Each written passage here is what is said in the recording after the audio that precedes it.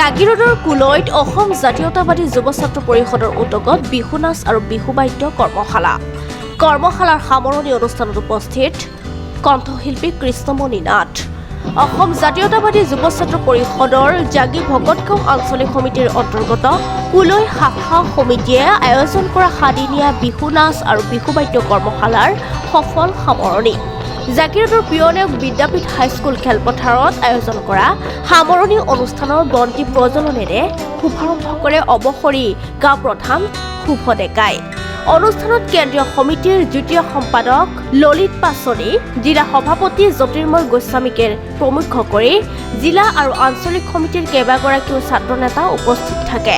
উল্লেখ্য যে মনিতা বৰা, বিকাশ ডেকা আৰু প্ৰজ্ঞান শইকীয়া প্ৰশিক্ষণ প্ৰদান কৰা শতাধিক প্ৰশিক্ষাৰ্থীয়ে সামৰণি অনুষ্ঠানত প্ৰদৰ্শন কৰা বিহু নাচে অভিভাৱক তথা দৰ্শকসকলক আপ্লুত কৰি ৰাখে।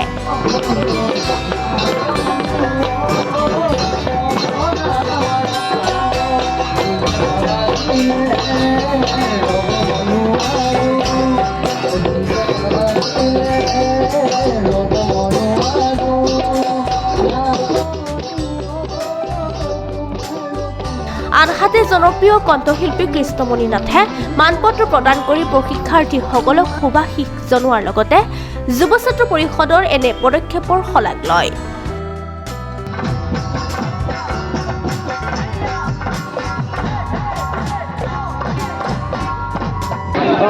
ভাল লাগিছে। আচলতে ইয়াতে মোৰ এইবাৰ প্ৰথম বিহু কৰ্মশালা দিয়াত, কিন্তু এখন মোৰ নিজৰ গাঁৱৰ নিচিনা। ইয়াতে মই আগতেও আহিছোঁ, মোৰ বন্ধু বিকাশ আছে, মোৰ ভণ্টি ৰুমি আছে, গতিকে মোৰ মানে এইবাৰ যে প্ৰথম আহি বিহু কৰ্মশালা দিছোঁ, মোৰ সেনেকুৱা ফিল হোৱা নাই। আৰু ছাত্ৰ ছাত্ৰীখিনি ইমানেই ভাল, আমি 6 দিনত যিমানখিনি পাৰোঁ সিমানখিনি শিকাবলৈ চেষ্টা কৰিছোঁ।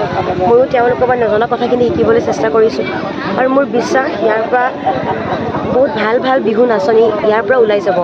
আৰু মই অসম জাতীয়তাবাদী যুৱ ছাত্ৰ পৰিষদক এইটোৱেই মানে কৈছোঁ যাতে আগলৈকে এই বিহু কৰ্মশালা লৈ যাওক আৰু ভাল ভাল প্ৰশিক্ষক আনক। মোৰ বিশ্বাস যে ইয়াৰ পৰাই এই কৰ্মশালাটিৰ পৰাই এজনী ভাল বিহুৱতী ওলাব বুলি মোৰ বিশ্বাস থাকিলে। অসম জাতীয়তাবাদী যুৱ ছাত্ৰ পৰিষদ জাগি ভকতগাঁও আঞ্চলিক সমিতিৰ অন্তৰ্গত কুলৈ শাখা সমিতিয়ে সপ্তাহজোৰা ঢোল বাদন আৰু বিহু নৃত্য প্ৰদৰ্শনৰ কৰ্মশালা আয়োজন কৰিছিলে।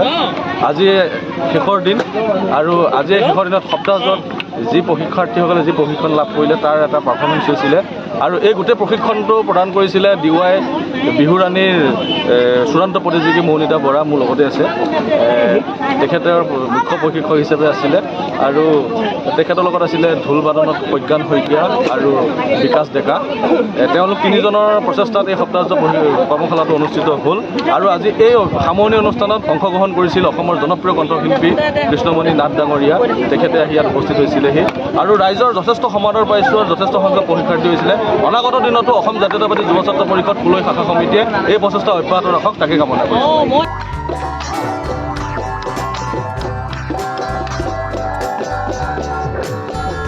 জাগিৰোডৰ পৰা দীপক কলিতাৰ ৰিপৰ্ট, সংবাদ লহৰ।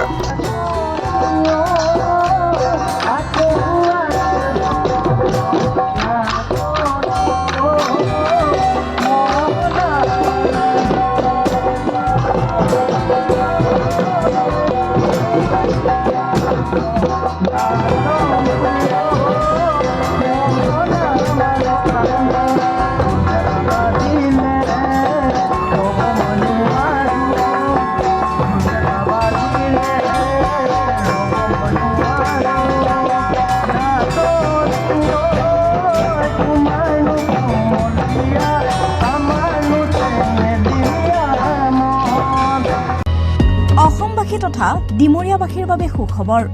কামৰূপ মহানগৰ জিলাৰ সোণাপুৰত স্থাপন ডিমছ হাস্পতাল এণ্ড নাৰ্ছিং হোম।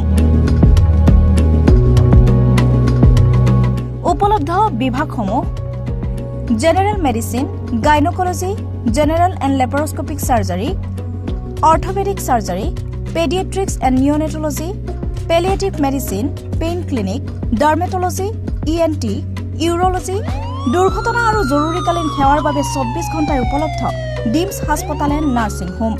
অত্যাধুনিক সা সুবিধাৰে পৰিপূৰ্ণ ডিমছ হাস্পতাল এণ্ড নাৰ্ছিং হোমত উপলব্ধ digital X-ray, 24 hours pathology, ECG, PAC clinic, 24 hours RMO doctors. ঠিকনা বৰঘাট, সোণাপুৰ, কামৰূপ মহানগৰ জিলা। যোগাযোগৰ নম্বৰ 800904080।